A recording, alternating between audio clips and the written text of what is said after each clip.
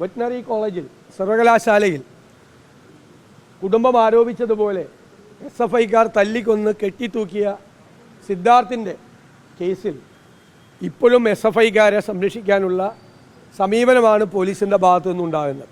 പ്രധാനപ്പെട്ട SFI നേതാക്കന്മാരെ ആരെയും അറസ്റ്റ് ചെയ്യാതെ അവരെ സംരക്ഷിക്കുന്നതിനും അവർക്ക് ജാമ്യം കിട്ടാനുള്ള സൗകര്യം ഉണ്ടാക്കി കൊടുക്കുകയാണ്. കേരളത്തിലെ ക്യാമ്പസിൽ നടന്ന ഏറ്റവും വലിയ ക്രൂരമായ കൊലപാതകമാണ്. കേട്ടുകേൾവിയില്ലാത്ത രീതിയിൽ പരസ്യമായി നൂറുകണക്കിന് കുട്ടികളുടെ മുമ്പിൽ ഒരു വിദ്യാർത്ഥിയെ വിവസ്ത്രനാക്കി 2 ബെൽറ്റ് പൊട്ടുന്നതുവരെ അടിച്ച് കമ്പിവടി കൊണ്ടും വയറുകൊണ്ടുമെല്ലാം അടിച്ചാണ് ആ കുഞ്ഞിനെ തല്ലിക്കൊന്നിരിക്കുന്നത്. പല സ്ഥലത്ത് വെച്ച്, ഒരു സ്ഥലത്ത് വെച്ച് മാത്രമല്ല, പല സ്ഥലത്ത് വെച്ച്. എന്തൊരു കാര്യത്തിൻ്റെ പേരിൽ SFI പോലുള്ള ഒരു സംഘടന ഇപ്പം TP ചന്ദ്രശേഖരൻ്റെ കേസിലെ വിധി വന്നിരിക്കുകയാണ്. എത്ര ക്രൂരമായ ഗൂഢാലോചനയും കൊലപാതകവുമാണ് ചന്ദ്രശേഖരനെതിരെ നടത്തിയിരിക്കുന്നതെന്ന് വ്യക്തമായിരിക്കുകയാണ്. അതിന് നേതൃത്വം കൊടുത്ത CPM നേതാക്കന്മാർ വളർത്തിയെടുക്കുന്ന ഈ പുതിയ തലമുറ കേരളം കണ്ട ഏറ്റവും വലിയ ക്രിമിനലുകളായി മാറിയിരിക്കുകയാണ്. വലിയ ക്രിമിനലുകൾ. ഞാൻ നേരത്തെ പറഞ്ഞതുപോലെ SIയുടെ കരണക്കുറ്റിക്കടിച്ച് കർണപുടം പൊട്ടിച്ച SFI നേതാക്കന്മാർ. അതായത് CPM നേതാക്കന്മാർ പറഞ്ഞു TP ചന്ദ്രശേഖരൻ്റെ തലച്ചോറ് പൂക്കുല പോലെ റോട്ടിൽ ചെതറിക്കുമെന്ന് പറഞ്ഞു, തെങ്ങിൻ പൂക്കുല പോലെ.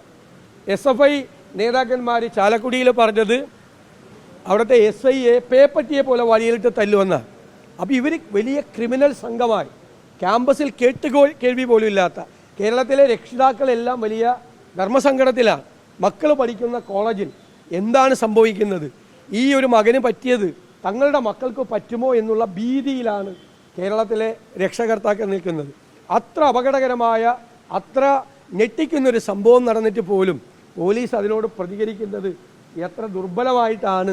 എന്താണ് ഇവിടുത്തെ നീതിന്യായ സംവിധാനം? ആർക്കാണ് ഇവിടെ നീതി കിട്ടുന്നത്? ഈ വിഷയത്തിൽ കൃത്യമായ നടപടികൾ സ്വീകരിച്ച് കുറ്റവാളികൾക്കെതിരായി നടപടി എടുത്തില്ലെങ്കിൽ കേരളം മുഴുവനായ വ്യാപകമായ സമരത്തിന് ഞങ്ങൾ തുടക്കം കുറിക്കും. ഞങ്ങൾ ആരംഭിച്ചു കഴിഞ്ഞു സമരം. അതുകൊണ്ട് കുറ്റവാളികളെ നിർബന്ധമായി നിയമത്തിൻ്റെ മുന്നിൽ കൊണ്ടുവന്ന് ശിക്ഷിക്കാനുള്ള നടപടികൾ സർക്കാരും പോലീസും സ്വീകരിച്ചില്ലെങ്കിൽ കേരളം കാണാത്ത സമരപരിപാടികൾ ഇക്കാര്യത്തിലുണ്ടാകും. ഇനിയൊരു കുഞ്ഞിനും കേരളത്തിൽ ഇത് ആവർത്തിക്കരുത്. ഇതെല്ലാ ക്യാമ്പസുകളിലും നടക്കുകയാണ്. ഈ കുഞ്ഞ് മരിച്ചതുകൊണ്ടാണ് ഇത് പുറത്തറിഞ്ഞത്. കുറേ അധ്യാപക സംഘടനാ നേതാക്കൾ CPMമാരുടെ അവർക്കെതിരായും നടപടിയെടുക്കണം. അവരെയും ഈ കേസിൽ പ്രതികളാക്കണം. റാഗിംഗ് നടന്നിട്ട്, ഇത്രയും ക്രൂരമായ ആക്രമണം നടന്നിട്ട് അവിടെയുള്ള ഡീൻ അടക്കമുള്ള അധ്യാപകർ ഇത് ഒളിച്ചു വയ്ക്കുകയായിരുന്നു. കുട്ടികളെ ഭീഷണിപ്പെടുത്തുകയാണ്. പുറത്ത് നിങ്ങളിത് പറയരുത് എന്ന് കുട്ടികളെ ഭീഷണിപ്പെടുത്തുകയാണ്. ബന്ധുക്കൾ എന്നപ്പോൾ അവരോട് പറയരുതെന്ന് ഭീഷണിപ്പെടുത്തുകയായിരുന്നു. ഇവരെയൊക്കെ അധ്യാപകനാക്കി എങ്ങനെ വയ്ക്കുന്നത്? ഇവരൊക്കെയാണ് അധ്യാപകർ കേരളത്തിലെ ക്യാമ്പസിൽ. ഒരു കാരണവശാലും അങ്ങനത്തെ ഒരു അധ്യാപകൻ ഇനി അവിടെ പഠിപ്പിക്കാൻ പാടില്ല.